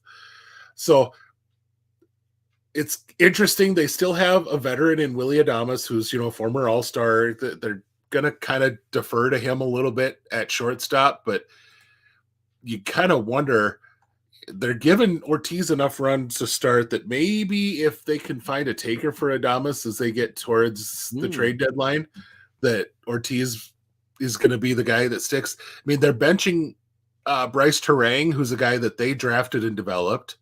They're benching other guys in favor of making sure that Ortiz is getting playing time. I'm looking at Fantrax right now because I like to jump around the various sites. Looks like he's been credited for 3 third base and 1 second base appearance. So he started the game at was it the game that he played second base, I believe, or is that the one? Did he start and play that whole game? Anyway, he was. I noticed that he got a second base start instead of, in lieu of guys that they have liked in that system for a long time, and so, when you're beating out those type of guys, they at least appreciate something. But he hit 125 over the weekend, but it's opening weekend. Let's not jump too quick on the stats. The arms here, I mean, are if fun. but Ben, I mean, if we like the stat line, then that's just a sign of things to come. If we don't like the stat line, then don't worry about it. Yeah, well, it's that early in the year that we're just going to pick and choose as we see fit. I point out things like, Churio's stat line just because it's fun. Like, hey, this guy's hitting 420. Do I think he's going to hit 420? No, but it's kind of fun to be able to talk about a start, celebrate like that, a success when we see it. Yeah, yep. So Chad has a good point here. He's not sure if the Mets are actually as bad as they looked or if the Brewers are way better than we thought. I think these arms might give an opportunity for the Brewers to be better than maybe we thought coming into this year. Abner Uribe looked like the real deal at the back of the pen so far. If believe either has 2 saves or he closed out 2 games, one of the two. And he closed looked the good first 2. Yeah, he was the closer for the first 2 and then took Sunday off. And what's his nuts got the next one. Where am I looking here? Papayas got the next one because I was thinking it was going to be McGill getting it, but I love that they did it. I love that they put Uribe in that position. We saw it with Roberto Osuna in Toronto. I mean, he's Osuna was younger, but just when you love the stuff and you put him in early in the year, that's exciting to see it for them. And again, like to win the games, obviously put the guy in the position's one thing, but for him to succeed in is another. I did forget to mention Oliver Dunn. I didn't have him on the initial list. He's up with the big club. I was going to say, I didn't think he had made it initially, but I think recalled on the 28th just before. Okay. So Hall then DL Hall got a start this weekend. Yep. And did DL Hall things. He walked guys. His control was really spotty. It led to a home run, but then he locked in for a bit and got through 4 at least. I think this is what you're going to see. I keep saying that this is their future Josh Hader, but they have to move him to the bullpen. But I don't know. I'm willing to be wrong on that and find out that he's actually a worthwhile starter, but boy, I don't know that I trust him on my teams as a starter for sure right away to open the season. He hit a guy, he had 2 walks, gave up a home run in 4 innings. Yeah, So not ideal. But no, to your point, if you think his peak is going to be out of the bullpen, and they're going to, I mean, at least Milwaukee's going to let him max out as a starter, you know, within their organization first.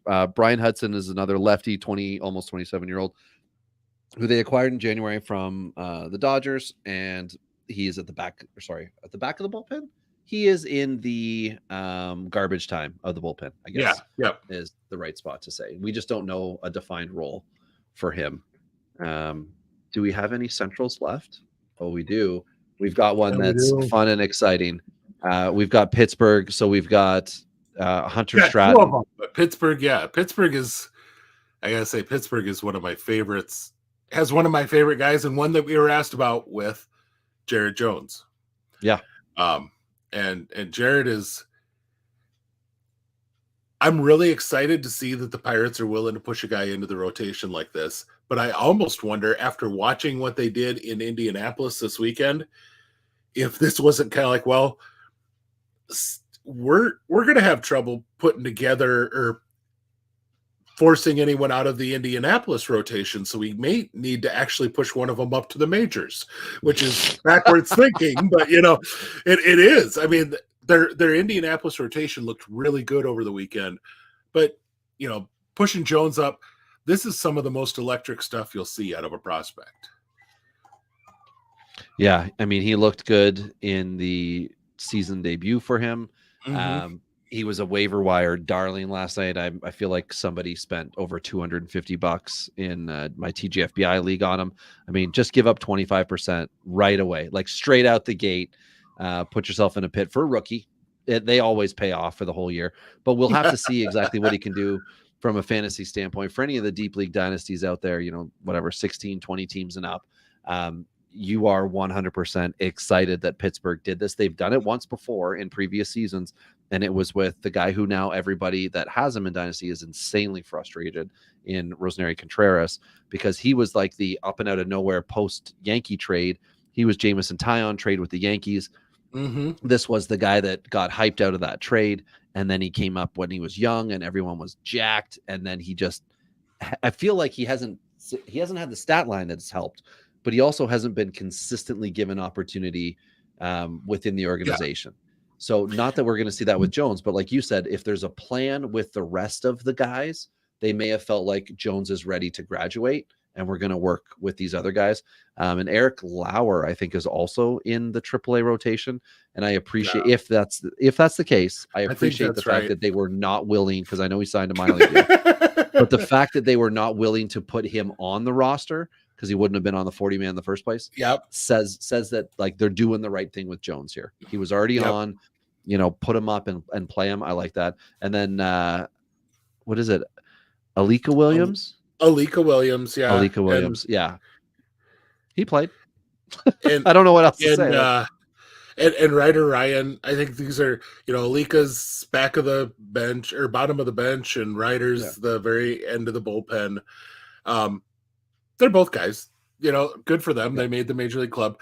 And our final central one is one of the deepest rookie rosters that kind of changed a little bit as we got close to opening night when Dylan Carlson went on the IL, which brought up Victor Scott, who got to flash some of that speed on opening weekend. But they're hiding him at number 9, which is good, I think. Him and Wynn are at the back, which is interesting. Yeah. You put your future at the back because you want them to concentrate on the defensive part of their game, I'm sure. I guess that's the idea. Mason Wynn's number 0, though, and I find that to be inappropriate for baseball. Well, and especially for a shortstop. I don't know why, but for some reason that seems really weird for a guy like that's playing shortstop. But so Wynn had a nice weekend in making contact. He didn't strike out. He didn't I guess he had 1 strikeout. Okay, I just pulled it up. It was my recollection was he made a lot of contact, but not very hard contact. Well, sure enough, 3 singles on 10 at bats or 9 at bats. So, right. got a good looking average, but he was making good contact on stuff. The thing, if he's ahead of Scott and he's having any level of success, we could have some issues actually seeing steals out of Scott. Because he's going to be on the bases ahead of Scott. Now, that's right. Yeah, and they're not going to double steal. Yeah. Nobody double steals anymore, even though if you want to find two guys who have the speed to potentially do it, having Wynn and Scott on back-to-back on the bases would be those guys. But I can't imagine any major league manager is going to do that. Did you know, according to Baseball Reference, Mason Wynn's nickname is Energizer Bunny?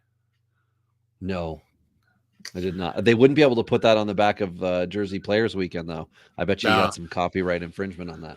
They could call him the E-Bunny. So other guys, there you go.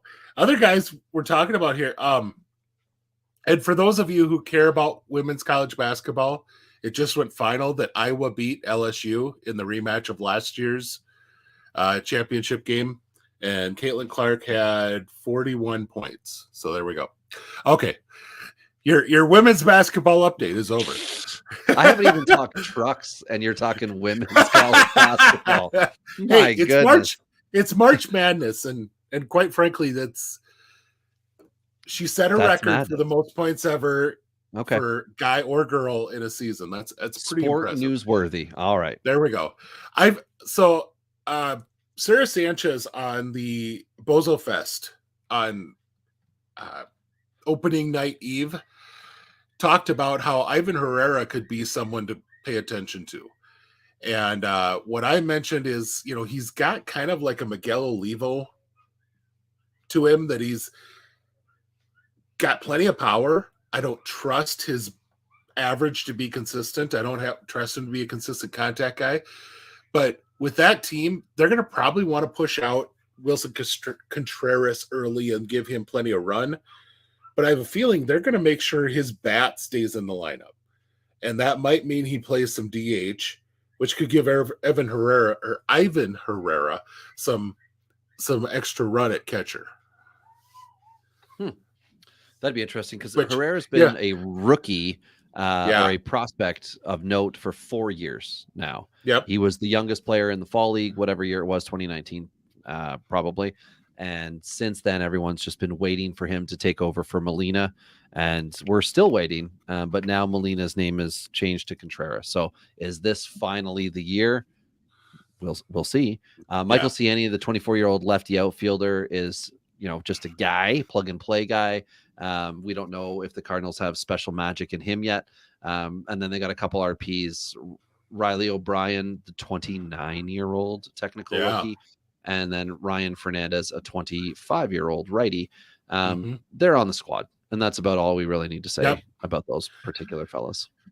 Okay, folks, we're on our last division. So let me pull her up here real quick, and we're going to talk about the National League West with one of the best first names in all of baseball starting it off. And that is Blaze Alexander. Hell of a name. The best part is listening to them interview him and ask him, where he got his name, and he just giggled. And it was the best thing ever, because you're like, that there are people who have an idea of what your name should mean, that it's maybe not so PG. And you just do a nice job of giggling about it. I love that, but that's how you get through it. But he is, I was just going to say, it looks like he might have gotten, did he get a start? That's right. He got 2 starts at DH over the weekend. Of all places to play Blaze Alexander, to give him 2 starts at DH. But they got a bunch of lefties. And I feel like that's why. And Jock is one of those lefties. So maybe that's why we saw Blaze from the right side a few times. I don't know how long that's going to continue. I was just going to see who did they match up with this. They played Colorado. Freeland was the first game, and so that makes sense. He was the DH against the lefty there. And then the 30th, who was the starter that game? They That had was Feltner Austin in on Gomber. Sunday. Yeah, the Austin Gombers Gomber. started. Yeah.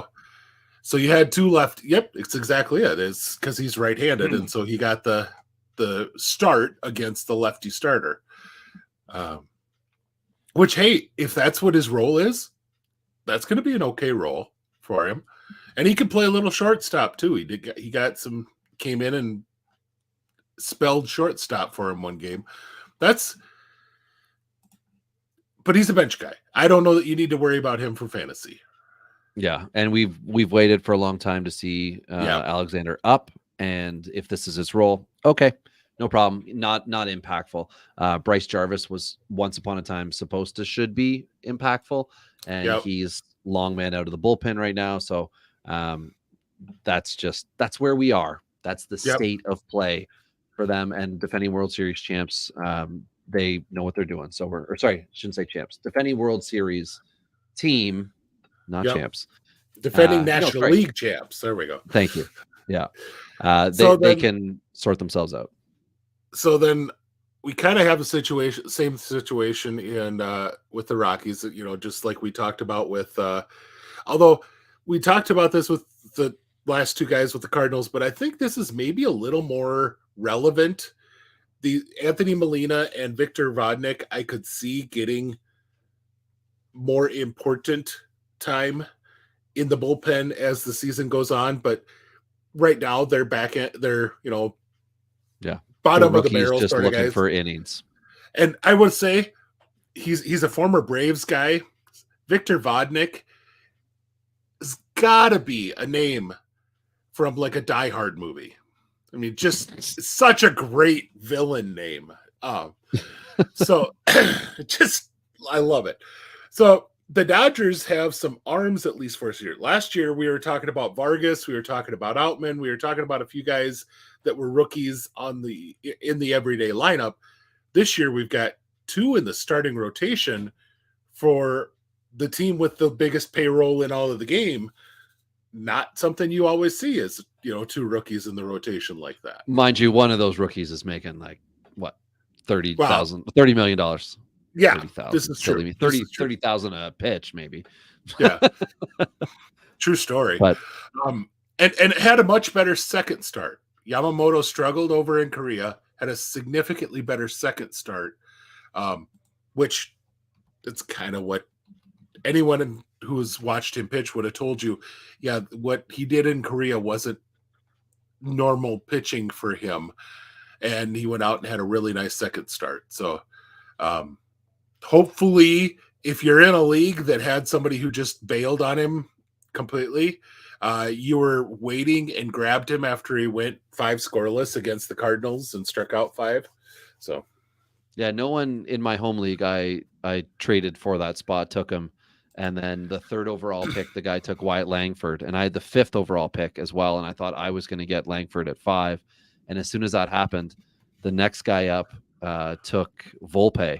And I was like, well, now I don't know what the hell to do, because I was hoping to pick, one of these two future guys. So anyway, whoever it was that I took, I ended up drafting, I think, 6 pitchers in a row to start that draft because I didn't have pitching. And now I have so much of it. So Yamamoto coming back was nice to have. I did have Kyle Hurd on this list. I forgot that the night I did this, he got optioned down. So Stone is the only other guy that's rookie to mention. And I think he's throwing the ball tonight. I was just going to say, is he tonight or was he like? He's in the next 2 nights. So depending on when you're listening to this, he has or is about to pitch. And then you can tell us how he did. But Stone is 25-year-old ready to go. Let's see, what they're going to do. Dinelson Lamet was called up. Not that that's rookie talk, but he was this weekend. Stone already threw yesterday, and 5 innings, 6 strikeouts, 3 runs earned, gave up no home runs, 1 walk, 7 hits. Not terribly surprising. I mean, this is a couple runs, striking out a batter an inning. That sounds about like what you can expect from Stone. And without injury to anyone else in the rotation, he only has 3 or 4 turns before Buehler probably comes up, depending on how they want to slow play Buehler. Because I believe he's pitching now in AAA or about to. But like their IL is, I mean, very much like Texas. You know, they got Emmett Sheehan on it, Dustin May, Clayton Kershaw, Tony Gonsolin, and Walker Buehler. So you need to pitch well if you're going to stay in the rotation, but at the same time, you need to be healthy if you're going to pitch at all. So that's the Dodgers. Now we have two of the longest lists left, and that's the Padres and the Giants. The Padres, they actually have one of their pitchers going tonight for them, knuckleballer Matt Waldron, which I guess I always love to cheer for a knuckleballer, whether or not. Yeah, I feel like people didn't understand that that's what he was when they were like, "Oh, he's really good," and it was one of those like, "Well, you know, he's a knuckleballer, right?" So it's going to be like, having watched R.A. Dickey for years, it's going to be a struggle. Like the nights he's off, it's rough. And one of the funniest things that I think Dickey used to do was he would throw a fastball first pitch to guys because they were expecting a knuckleball, and it was like, 5-6 miles faster, but it was enough, right, that it threw off the timing that he could get a strike one if he didn't feel like he had his good stuff. And then the odd there time. We go. Oh, geez, Uncle Ted. Matt Waldron wins the Cy Young in San Diego this year. R.A. Dickey 2.0 and a cheat code on MLB The Show. That's great. But yeah, Waldron's going to be somebody who's fascinating to watch because it's not like he needs, his cutter to be working or whatever. He needs to have had a good warm up and a good day with the arm so that, and the wind in the right direction can really help. I know Dickey talked about the dome and how it would affect how he pitched. He wanted the dome to be open in Toronto. Like you need that wind. So it's going to be interesting to see how he's doing. From that point, they've got two bullpen arms in Stephen Kolek, 25-year-old righty, and then UK Matsui, who they brought in. Wusugo, I think, was also with them, if I'm not mistaken. He got sent to the minors. Yeah, so he's in the minors, as well as the guy that signed with Tampa, who then got traded to Boston. Yeah, Boston. And he again, minor league, so that's why they're not on the list, just if anyone was wondering. And I don't know, did Matsui get a save hold? I feel like he's got one. I think he was either a save or a hold over the. He's got one on the season. Yeah, okay. two Ks. On the year in 4 innings. So yeah, he's in. No runs allowed yet. 4 scoreless. That's solid. We'll take it. Day. Better than blow up. Yep. And with their offensive guys, Graham Pauley is going to be a guy that's going to see potentially some platoon situations. I was hoping that they would play him at third when I saw that roster, but for some reason, is it Tyler Wade? One of the Wades. Yeah, it's a Wade, and it is so annoying. But Jackson Merrill is getting the full-time run, and you gotta love that. That part I do enjoy. But remember, this is he 20-year-old rookie. He'll turn 21 on April 19th. So that'll be a fun night. Yeah, there you go. But he's a young guy. Already we've seen him, slap out a couple doubles. Pretty solid. When he gets a hold of a pitch, he gets pretty good exit velocity on it. But this is more of an athlete than it is a power guy. And you're going to see more of along the lines of, I kind of said to dial back your expectations as far as home run and steals with him both. He's a really good base runner, but he's a really good base runner going like first to third. Not so much stealing second base. And so, gotcha. I mean, if you're getting 15-15 out of him, you're really happy. But I think he's going to be the type of guy that gives you a solid run, RBI, all that sort of stuff across the board eventually. But he's a guy, he's 20. There's going to be some time there. It's going to take some time to get him to that spot. Yeah, and it's good news to see that he's up in the first place. We were excited for both him and Paulie to get it. Matt Batten was the guy that I thought was going to be taking the Paulie roster spot. Didn't happen. They went with the rookie. We'll see Batten at some point, but as well as Wade being up, it was one of those.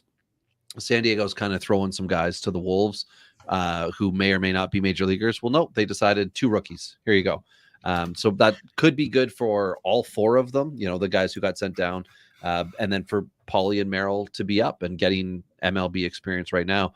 But I feel like almost no other team is as deep as the Giants with with technical rookies. Yeah. I mean, now half their bullpen. Yeah, and 40% of the rotation. Yeah, which like in Keaton Wynn hasn't pitched yet, and Kyle Harrison but pitched lovely over the weekend. He's the big guy on the pitching side for me. Yep. And the guy to talk about, or that isn't a rookie, but I thought was really interesting to see this weekend was Dalton Jeffries.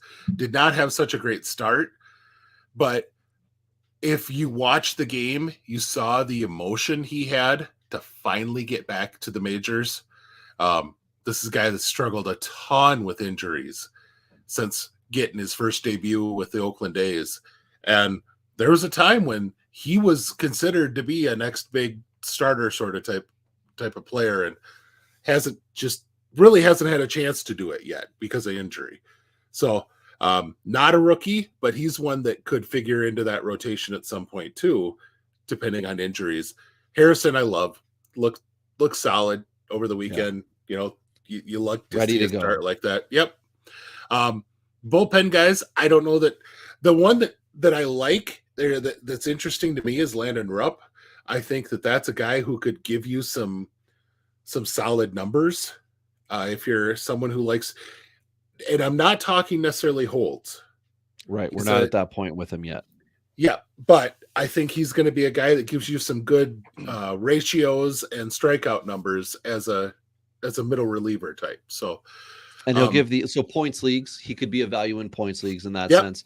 And he will give the other team a Rupp time. A Rupp time. Thank you so much. And then because they decided to go with Nick Ahmed at shortstop, Tyler Fitzgerald, which is amazing. Which is amazing yeah. that's what they went to do. And Marco Luciano, hop on down to AAA, son. Yeah, we got a guy in a minor league deal who we're going to give a 40-man spot to.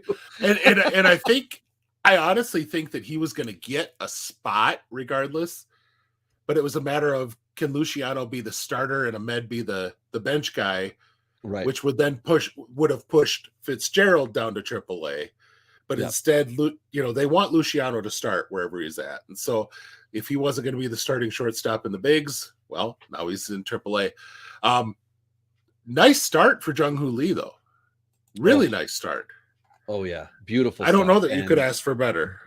No. I think like rookie of the weekend material right there. Yeah. For Lee out of the gate, he did it all. And that's exactly what I would like to see from him all year. I mean, obviously, we're not going to see that level. It's not reasonable to expect that level of consistency, but the contact, I liked it. Hard hit balls too. I think he had two on, I can't remember where it was I was watching. He had two balls that were exit velos over 100. Not that I care a whole lot about that, but I just don't like the softy tag to be put on guys, slap singles, and Lee made good contact. So I'm excited for him and the Giants with their, those Wynn, Harrison, and Lee will get them. Will need to be consistent for them to be good. And if you can get bonuses out of a guy like Rupp and Fitzgerald, even, then they're all the better off for it. Yeah, absolutely. And that's the only way they compete in that division. If they want to have a chance to compete, they got to have excellent production out of those guys. So that is our wrap up of all the rookies. I'm going to give you guys just a few because it was opening weekend in the minor leagues, and we're at hour 43 right now. So we want to give you just we apparently we like to hear ourselves talk. But all right. So the best look that I had all weekend in the minor leagues was James Wood. The swing is shorter and more direct to the ball. Really impressed me with his patience at the plate. And right now he's leading all of the minor leagues with 5 walks, with a 400, 600, 500 slash line. He only got 1 double. That's his only big hit of the weekend. He smashed a few balls right at people. So I'm not worried about him getting power numbers. But this is a 21-year-old in AAA that very likely is going to be streamlined to Washington pretty quick. The other 21-year-old that had a really nice weekend was Owen Casey with the Cubs. And he was 583, 643, 750 on the weekend, which that'll do. Couple of doubles, two walks and 3 strikeouts. Just got to have somewhere for the Cubs to put him. That's the only issue. They don't have anywhere to put him. And then the other one, just because, I mean, if a guy like Nick Martini is getting some run because of injuries, Rhys Hines hit a pair of home runs and is one of, I think a handful of guys that got 2 home runs over the course of the weekend. He really changed his swing last year. It's kind of an all or nothing type of swing, but it's an all or nothing in that he is a true 3 true outcome guy. It used to be he was either going to get a home run or strike out. Now he has patience enough to get walks too. And that can at least have some value. Still has a big arm in the outfield. He could handle right field very well. Had gained some bad weight coming into last year and has done a nice job of trimming that off. So that's a guy to think about. Everyone's big pitching guy this weekend was Paul Skeens, and that was absolutely nuts. If you got a chance to watch it, 3 innings, no hits, no walks, 5 strikeouts, 46 pitches. It was what you wanted to see.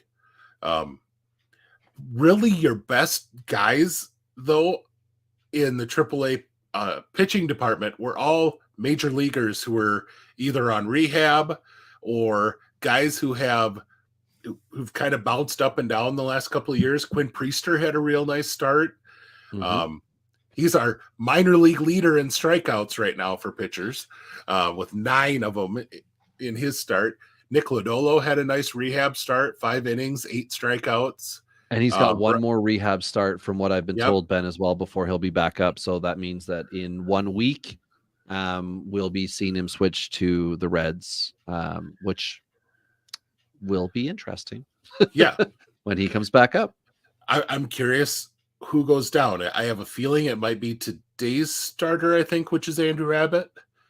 Abbott, I think, could be the guy that ends up heading back down, but we'll see.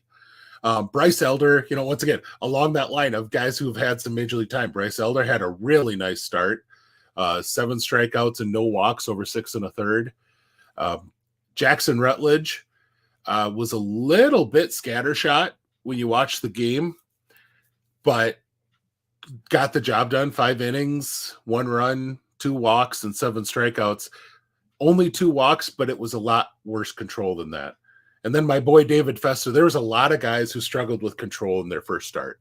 He's kind of a good example of that. 3 innings, scoreless, 1 hit, 3 walks, 4 strikeouts.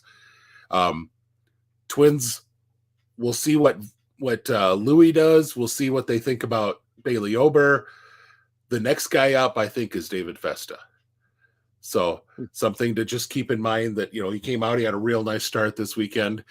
They had some weather issues, which was part of why he only went 3 innings. It was really cold in St. Paul. So they did not want pitchers to be throwing out too many innings if they didn't have to. I wonder just something to keep in mind. Milwaukee's Carlos Rodriguez had 7 Ks in 3 innings, but he'd also given up 3 runs. I don't know if he only had 3 innings pitched. I don't know if maybe that was weather related or not. So, but some of those guys we should pause a week just to give them another start. So then we can come at them with all the sheer veracity that the listener demands. But we did talk earlier, Ben, about asking the listener what it is they want us to be covering for them, to help them have better dynasty teams, be making good moves, being a step ahead. So if you've got questions, comments, ideas, feel free to join the Palazzo Discord. It is free to join. If you pay $3 a month, Govier will give you his cell phone number and home address through the Patreon. And you can find Ben at Big Gentle Ben on Twitter, myself at Robbie Baseball 1. Tell us, or at Palazzo Pod, and tell us what you want the Prospect Show to be so that we can mold it like you would your dynasty team to be just right for you. So, because we're open to cover all of it. We're looking next week because we're going to have lower level leagues, lower level full season leagues starting next week. We're going to be able to talk about some assignments, some minor league assignments, who's surprisingly at AA or who's surprisingly at single A at 17 or whatever. I'm looking at you, Leo DeVries. But we're going to have some of that this next week. That's what we're for sure covering next week. But if you guys got questions, we love dealing with your questions in the live chat. If you got questions you want us to address in the show, feel free to drop things in the Discord. We'll love to answer that stuff. It gives us a reason to kind of go after stuff. But, Robbie, we've been at this for almost 2 hours. I think maybe we should let folks take a nap now or something, or go to bed. Let's do that. So, but that's close this one out. You can be our Uribe here. Uribe. I can be Abner. I'm Abner. So I don't know if anyone's ever talked about my abs in a positive way, but anyway, but okay.